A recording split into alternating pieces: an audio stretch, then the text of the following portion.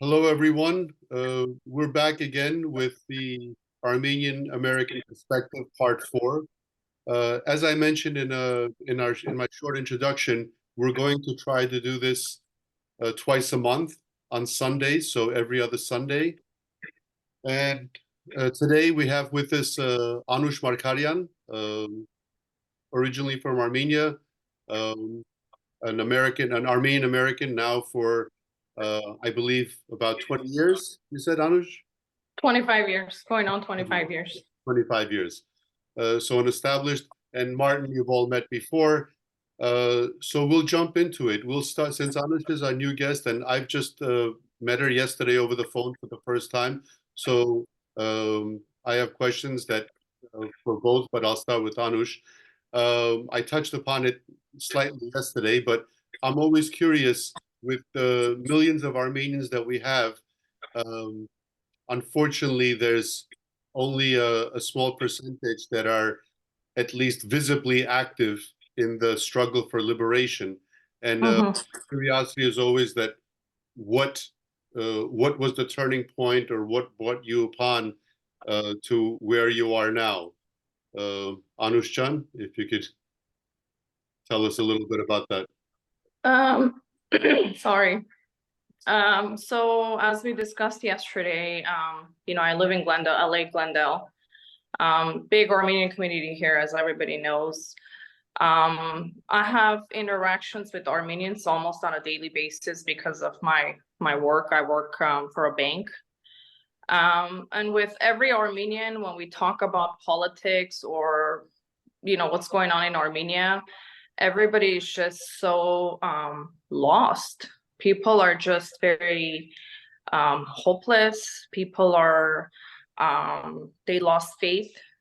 They don't believe that anybody or any political force can change what's happening. And it's very sad. I try to, tell them about the National Democratic Alliance. I, try to educate them that this is pretty much our only hope to make a change. But it's just, some people agree with me. Some people are familiar with National Democratic Alliance. Some people don't believe them. They don't think that there's anybody that can basically turn things around or bring Artsakh back or make anything better. It's a very sad situation. That's where we are now, unfortunately. And knowing what you do, what you mentioned all the people that they're either lost or hopeless.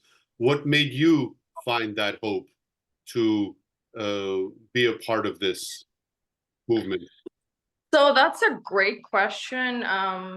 Honestly, just following the National Democratic Alliance videos, their analysis, their interviews, it gives me big hope, because after everything that happened, after the 44-day war, I was lost and confused just like everybody else, and I was looking for answers because I was so devastated.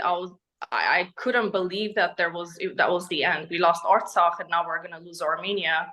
There has to be something there. Somebody has to do something about this. So I was looking for answers, and when I was scrolling through social media, I came across their videos. I watched Mr. Arapapyan interview Vahe Gasparyan, Vartan Hakopian, Jirar Sefilian, and their interviews made so much sense to me that it gave me hope, and everything started to make sense. The reasons why everything happened the way it did, and they're the only political movement that are giving us kind of like not only hope, but they're giving us the right way to turn things around and make everything much better. Okay, and were you comparing it to, I'm sure when you were looking at the videos, you saw that of others. What made you listen to Arapapyan and trust him and Sefilian more than, I don't know, anybody else? That's it's just like, logical, their analysis, the explanations, just the fact that Mr. Arapapian knows so much about history and he was giving facts and examples. It was very educational for me. There is so much that I've learned from Mr. Arapapian that I wasn't taught in school, even though I went to school in Armenia.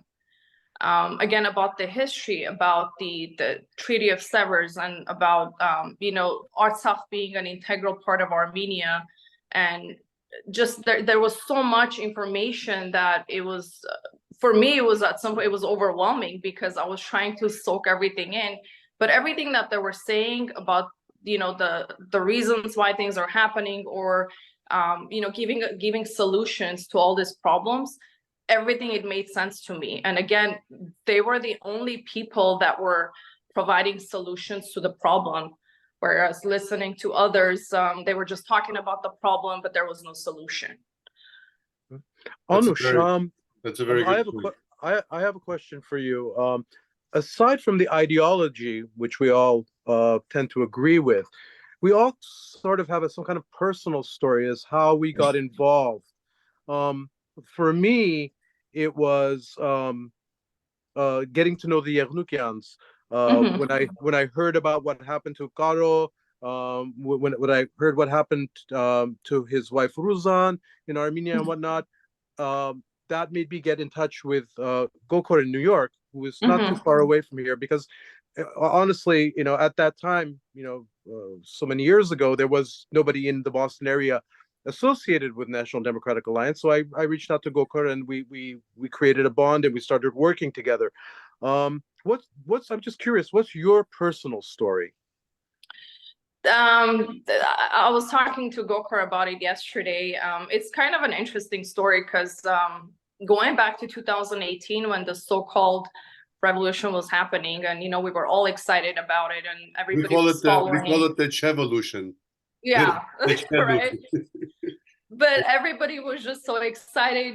People were finally starting to see a light at the end of the tunnel. Everyone is waiting for the corruptions to end, and so on and so forth. And as going through again social media, I saw family members in Armenia, family friends here, posting stuff about Nikol Pashinyan, how great he is, all the promises he's making. But there was always that one person who was basically against all of it, and he was negative in a way that he didn't want to post too much. But reading his posts now, it makes so much sense that there was something about Nikol Pashinyan, him not believing Nikol Pashinyan, and that person. So not really negative, just critical of Pashinyan. Critical, exactly. He was very critical of Pashinyan, and I was confused as to why, because he was the only person on my friends list, and I'll say his name proudly. Is actually related to my mom. His name is Vigen Nazaryan, and he was part of the Saznatzaray movement. He was heavily involved, and I guess he knew of Pashinyan, and it was just again, I was very confused to why. And then I started asking him questions. He said, Anushan, it's a long talk. When you have time, we'll talk about it. Of course, we never had the chance to talk. I had never met him in person. And then when the 44-day war happened and we saw everything that Pashinyan is doing and not doing, then it started to slowly make sense to me why Vigen was posting these things about Pashinyan. And I reached out to him and I said, you know what, everything that you had said, it's true. It all clicked. Yeah. It all clicked, yeah. But it's because of him, again, I learned about Saznatzaray, and then after the 44-day war, it's kind of scary. It's funny in a way that I had to go back to his posts in 2018 and watch his videos. And then I was like, okay, so he actually knew everything that was gonna happen, or everything that was coming. So yeah, he was that one person that I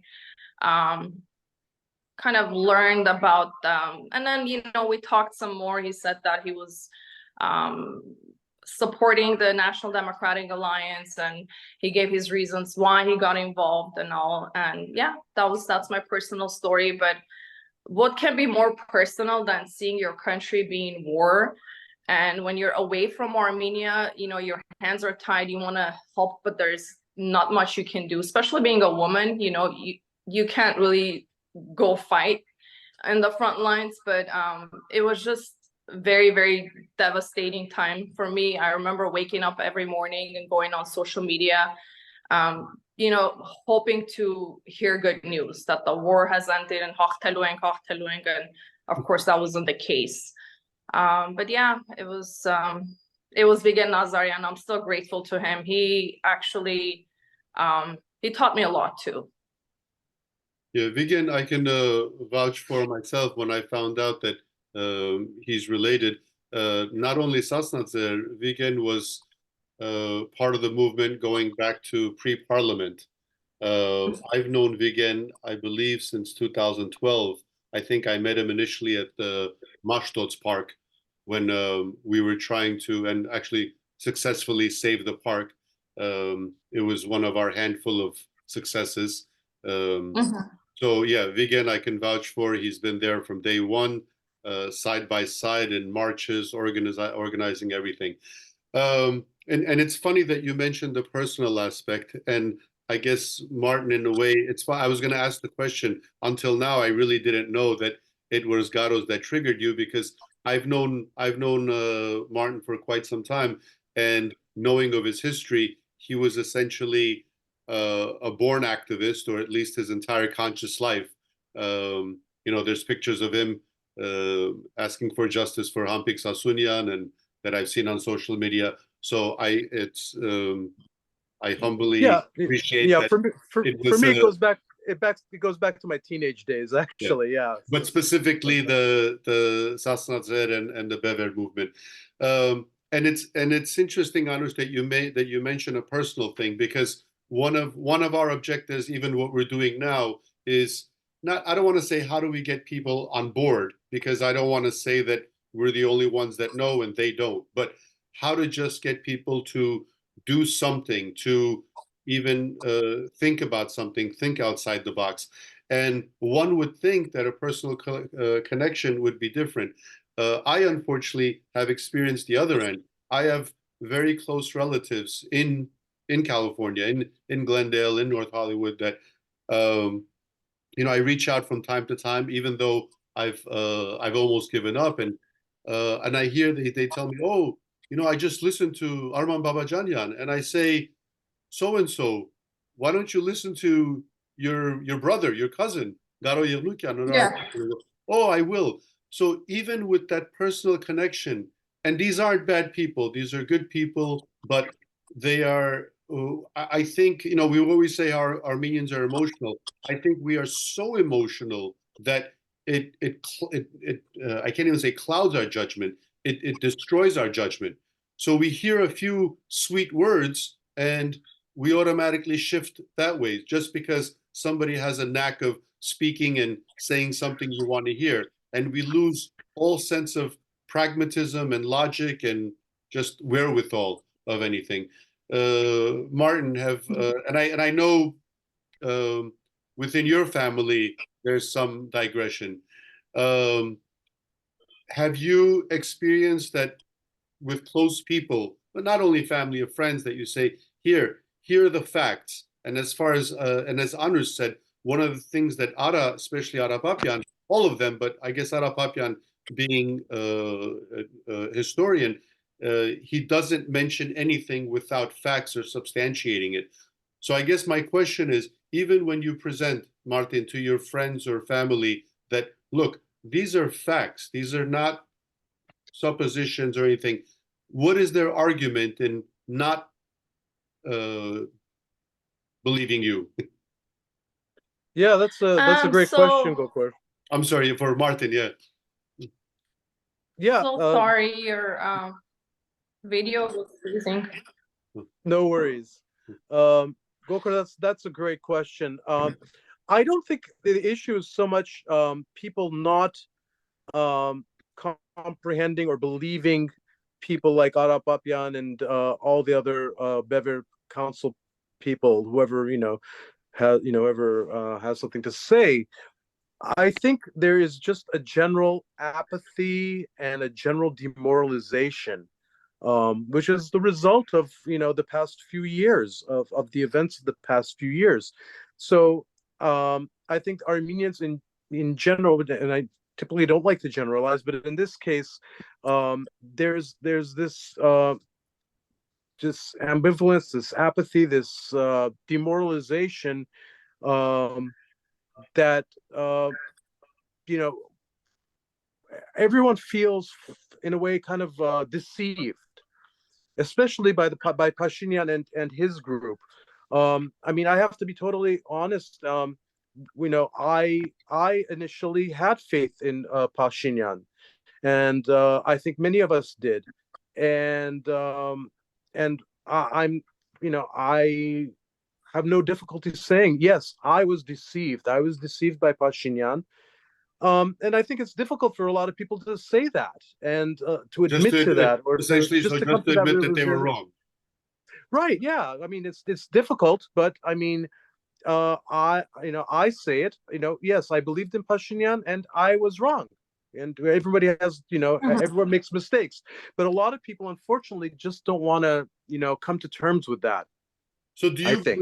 do you believe subconsciously, or at least at some level, when they rest their head on their pillow, they know they were wrong, but they don't, excuse the term, Anush, but they don't want to man up and admit they were wrong? Uh, Um, Unfortunately, You think that's part of it? That I'm so sorry, you're freezing. no worries. Oh, yeah, we can yeah. hear you. But you think deep down inside they know? Because this leads me to my next question. How do we break this barrier? I believe, and I shouldn't say I didn't think of this myself. The council has said it that regardless of what happens on the outside, even because I know a lot of it depends on what Russia is doing, a lot of it depends on what NDA's lobbying is doing in Washington. But regardless of that, unless the Armenian people in Armenia stand up and demand what is rightfully theirs, what is theirs legally, lawfully, and historically, not to mention morally, meaning our lands, our integrity, and so forth. Unless that happens, we won't go forward. And one of those things is we need a minimum of 10,000 people in the streets. So, what is that? I know it's the $1 million question. What is the key, in your opinion? I'll ask Martin and then Anush, that we can get those people. Because as you know, with all the headway that NDA has made, the one barrier they haven't been able to get across is get past that marker to reach the 10,000 mark. So what do you think could possibly be one of those, the key? Gokor, that truly is the the $10 million question, and I don't have an answer to that. I really don't know. I really don't know. Fair enough. I thought, I thought it was the war. Then I thought it was when they attacked Nicole's favorite 29,800 Armenia. I thought that would have been it. Then I thought it was the blockade, the 15 youngsters burning, the surrender of Artsakh. But every time I said, okay, this is it. The volcano will erupt. And that's Sefilyan's analogy that Armenians are like a volcano that we can stay dormant for a long time, erupt. But I'm still waiting for that eruption. Yeah, I mean, usually it's like when when the knife hits the bone, that's when we tend to do something. But in this last case with of Artsakh in September and the depopulation, I felt like the knife hit the bone, and even then there was. I think it went through the bone. Forget about it. Yeah, and still no reaction. So this is mind baffling.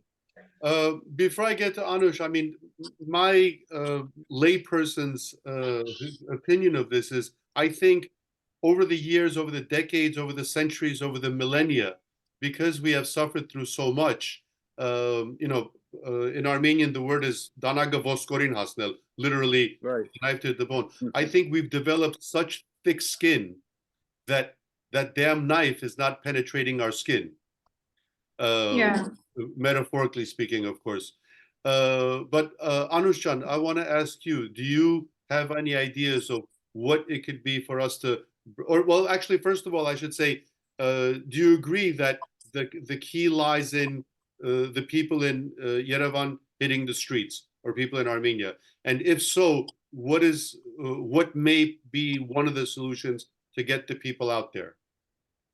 Of course it is. It's not only that people they lost faith and they don't trust anybody, but a lot of people, especially the people living in Armenia, they, like a vast majority of them, they say things like, I'm not involved with politics. I'm not involved with politics. I don't care, no matter what, whatever is gonna happen is gonna happen. It's not up to me. But you can't think that way. There is actually a story. It's not really a story, but I'll say it in Armenian. Ասма թուրքերը հորը եւ տղային տանում են որ սպանեն եւ տղան հորը հարցնում է ուր են տանում մեզ պապա ու պապան ասում է չգիտեմ ես քաղաքականությամբ չեմ զբաղվում. So եթե քաղաքականությամբ չզբաղվես, քաղաքականությունը քեզանով կզբաղվի. So if you're not involved in politics, politics will be involved with you. So it is our responsibility as an Armenian to, I think, number one, we need to start educating people. The people that we come across to as an Armenian, when we talk about politics, we need to educate them, the right from wrong. We need to tell them how important it is to be involved with Armenian politics, because we have a small country. Our country is so small that every person can make a difference. Even if you don't agree with the idea of National Democratic Alliance, but we need unity. We need to save our country, and to save our country, the only thing that we need is unity. And unfortunately, that's the piece that's missing. We're not united, and it's a sad situation. But to your point, I think educating everyone, just trying to convince them to be more involved with politics, listen to, I don't convince people to listen to Mr. Aryapatyan. I just tell them, whatever makes sense to you, just like myself, I listen to so many people, and Aryapatyan and Jirar Sepilyan, they made sense to me. So use your own judgment. Whoever makes sense to you, whoever is offering solutions to this situation, listen to them. And yeah, I hear that argument a lot, but I'm not involved in politics, especially since I'm a musician and I deal with a lot of musicians and artists, and I'm a musician, I don't deal with politics. It's just insane. Everything is politics. Exactly. Just saying I am Armenian is a political statement. Yes. So how can you not be involved with politics? That does not make any sense to me. And I was not involved in politics either. My profession, I'm in banking, which has nothing to do with politics. Yes, it does. You were, but you didn't know it. With all due respect, I understand. You were, though. Yeah, but if you care about your country, I think it has to come from your heart and soul. If you care about your homeland, you'll want to be involved with politics. Because if we lose Armenia, we lose our identity. Who are you if you have no identity, right? If you don't have a country. Well, maybe we should define the word politics. Politics doesn't mean that I'm a politician or exactly, or I'm a consultant for the next parliament member. Being involved in politics, like Martin just said, at its very rudimentary level, if you say I'm Armenian, that means that you belong to a certain group. That group has a certain space that it habitates. That space that it habitates has certain boundaries, and so on and so forth. You see where I'm going. So all those are political. I think one of the things, because we were so, again, through the decades and centuries and millennia of oppression, we were told to stay away, this has nothing to do with you, and literally mind your business. That's why we became great merchants, but the political savviness, unfortunately, the Turks are 10 times, 100 times savvier than us, because they spent time doing that while we were being merchants. But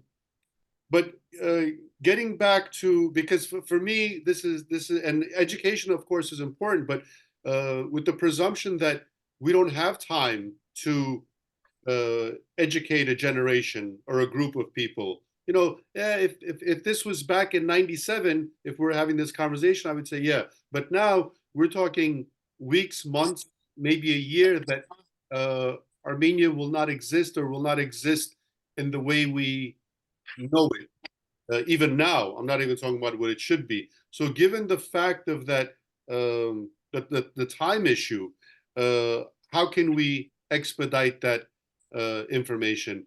My answer has been, and Anush, you touched on it, is that see who is offering a solution.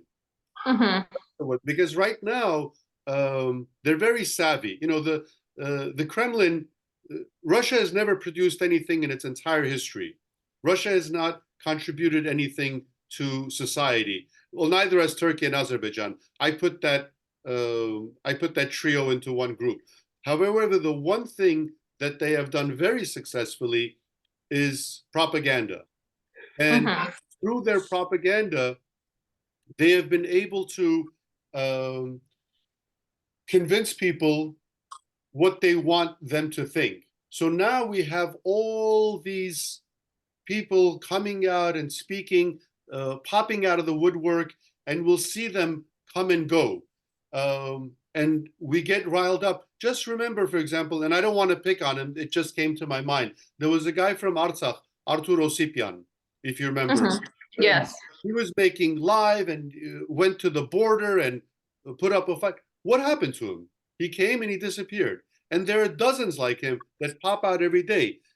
But the one thing they all have in common, versus what the NDA is saying, that they do not have a solution. They just present the problem in a very emotional and, again, rhetoric way. So I would say to our viewers and to ourselves, just listen to who is giving a solution. Now, whether you like that solution or not, or whether you think that's feasible, is another issue. But at least there's a solution. And if you've already confined yourself that, and I think Anush, you said this, that it's all hope, whatever will happen, will happen. Our destiny as Armenians is to suffer and be victims of earthquakes, genocides, and massacres. If that's what you think, then with all due respect to the viewers, then go kill yourself and end the suffering now. Commit euthanasia. Why the hell would you go on? Why the hell would you want to pass on that suffering to your children? We're all parents. Anush, by the way, is a mother of 3 boys. I have one myself, Martin, one girl, Martin has 2 girls. Why would I want to pass on that suffering? As parents, we all want to give them a better life than ours. And even that Armenian that you say that has given up, I can't imagine an Armenian or any human that doesn't want to give something better. So if we start with that premise that you want to give something better, but simultaneously you're saying that we're doomed to die, where is the cohesion over there? Where is the logic? So maybe we can start with that and telling them, okay, you're doomed. Okay, do something for your kids. Yeah. And to add to that, like Martin said, it's a tough question, really. That's what we've been trying to figure out, what to do to wake people up. As a matter of fact, we came up with a group here in LA this after Mr. Jirar Sepilyan's visit to LA last year in May, I believe it was. We created a group of Armenian youth. We're trying to expand. Yes.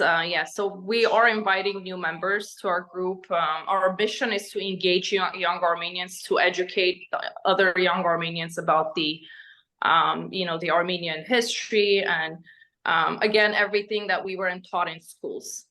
I mean, it's been tough because, especially here in the United States, when you talk to youth, one thing that the excuse that they come up is, I'm too busy, I don't have time. We all are busy, we have families, we have work, and You hardly ever find time to spend time with your family. But again, this is something so important that it should be part of your life. You know, you have to put aside a time to be involved and try to do your part to be helpful for your country. Yeah, with this a group, little bit about because I'm glad you mentioned it. Can you tell us a little bit? Do you guys meet? Do you have I don't know, a chat group, or how do you? we meet on a weekly basis. Sometimes we meet in person, sometimes we have Zoom meetings. As a matter of fact, we actually Zoom with the Armenian NDA members this morning. We had our first meet. We got to know each other because we want to be able to work together to support the Armenian NDA youth members in Armenia. Basically our our mission is to educate people again, to involve people in this movement, to try to open people's eyes and have people realize the seriousness of this issue. Because are all the members currently Los Angeles? Yes, I mean, they're currently all in Los Angeles. This is a good point. How can they get in touch with you if they want to? Because we could post this on the video later at least. Do you have a Facebook page or? I have a Facebook page. It's my first and last name, Anush Markaryan. We also have our Facebook group page for it's called Armenian Youth Alliance. We have Facebook and Instagram. We're currently working on making a Twitter account as well. But yeah, they can reach out to me personally if they like to join. We'll welcome new members. Again, it's not a lot to ask for. It's just once a week meetings. If they want to meet up in person, they're welcome to. If they just want to Zoom our meeting, that's perfectly fine too. Anybody's welcome to join. And how many people do you currently have, or how many people in general, and how many active people? Because I know that number may vary. So we currently have about 9 members, not a lot. I want to say about five of us are active. Okay. But it's still a relatively new group. We're still trying to figure some things out and trying to, plan things. We're actually planning on doing hiking with recording videos of message, just to cross a message to the Armenian youth, anybody who would like to join. So the Facebook page is Armenian Youth Alliance? Yes. And Martin, you were going to say something? Yeah, I was just going to ask a few questions, because since you and I are on the East Coast, Anush is on the West Coast, Armenian Youth Alliance, this is a totally new group, or is this a group that existed before? And it's a new group. Totally new group. Okay. And I'm just curious, because Los Angeles is like the largest Armenian diaspora community in the United States. It has lots of fragments, lots of, you have Armenians from Armenia, you have American Armenians, 3rd, 4th generation, you have Lebanese Armenians, Iranian Armenians. Are all of those people involved, or is it primarily just one group? Is it only the Armenians from Armenia that are doing this? Is there interest from the other groups? I'm just curious about what's going on with that. Well, so far it's just Armenians from Armenia, but I mean, of course, we don't discriminate. We welcome all Armenians. Initially, it was called the Los Angeles Youth Alliance, but we changed the name to Armenian Youth Alliance because, we want to work with all the Armenians across the world, Armenian youth across the world. But for right now, it's Armenians that migrated from Armenia.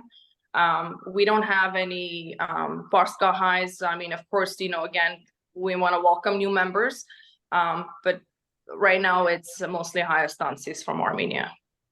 And also, you guys have certain advantages that we don't have here on the East Coast, such as, obviously the communities are considerably more active. You have the schools, you have the newspapers, you have the cultural centers, the youth and athletic organizations. Is there any outreach to any of those entities? That's a great question, Martin. We're so limited to that because there is ANCA, there is Hominid Men, and they have their own group of youth, right?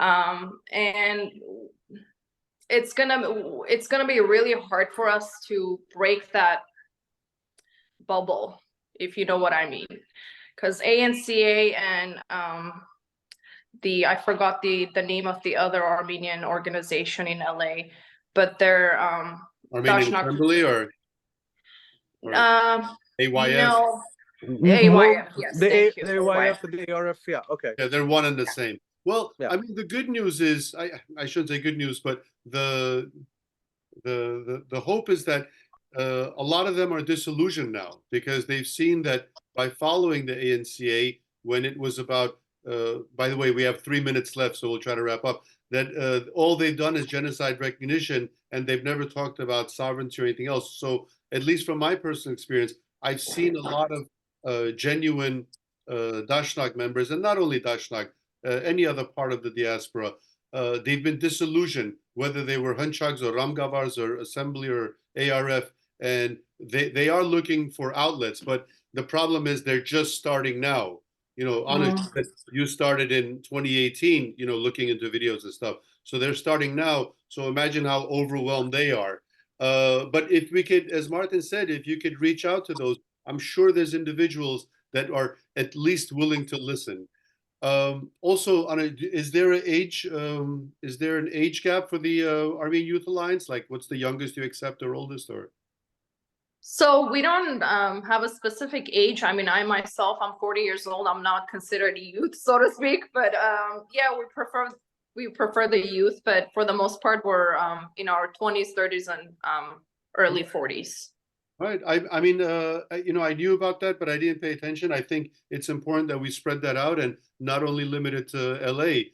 You know, Martin has 2 teenage girls that, you know, if nothing else, they could follow the page and like it and try to activate it. Every little bit helps. You know, I believe awareness is one of the biggest things. It's just like, you know, we always talk about autism awareness or breast cancer awareness, and there's pins and buttons. This is another type of awareness. Exactly. The more we can make aware, and if we can get one person, even because of this talk, then it's a success. We have about 1 minute left. If each of you can do like a 30-second wrap up. Martinjan, we'll start with you. Well, I just want to say thank you, Anush. Thank you for the work that you're doing in Los Angeles. And it was a pleasure meeting you on this format. And I just wish you and your groups the best success possible. Thank you.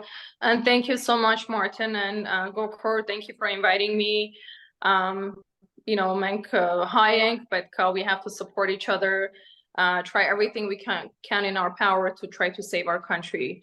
Because again, who are we if we don't have our identity, if we don't have our country? And the situation is dire. We need to wake as many people as we can to try to make a change. But thank you for inviting me. Thank you, guys. Until next time, thank you for listening, folks.